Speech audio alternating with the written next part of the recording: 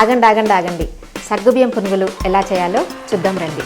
1 cup సగ్గుబియ్యంని 1-2 సార్లు కడిగి 1 cup పెరుగు, 1/2 కప్ వాటర్ పోసుకొని 4-5 గంటలు నానబెట్టుకోవాలి. ఇప్పుడు దీంట్లో జీలకర్ర, అల్లం ముక్కలు, పచ్చిమిర్చి ముక్కలు, కరివేపాకు ముక్కలు, కొత్తిమీర, సన్నగా తరిగిన ఉల్లిపాయ ముక్కలు, 1/2 కప్ బియ్యం పిండి, టేస్ట్ తగినంత సాల్ట్ వేసుకొని బాగా కలుపుకోవాలి. ఇంకా వాటర్ వేయాల్సిన పని లేదు. కన్సిస్టెన్సీ చూసుకొని కావాలనుకుంటే 2 టేబుల్ స్పూన్స్ వాటర్ వేసుకొని బాగా కలుపుకోవాలి. ఆయిల్ బాగా వేడెక్కిన తర్వాత స్టవ్ సిమ్ లో పెట్టుకొని మనకు కావలసిన సైజులో పునుగులు వేసుకోవాలి. స్టవ్ మీడియం ఫ్లేమ్ లో పెట్టుకొని అన్ని వైపులా తిప్పుకుంటూ గోల్డెన్ బ్రౌన్ కలర్ వచ్చే వరకు ఫ్రై చేసుకొని వేడి వేడిగా సర్వ్ చేసుకోవాలి.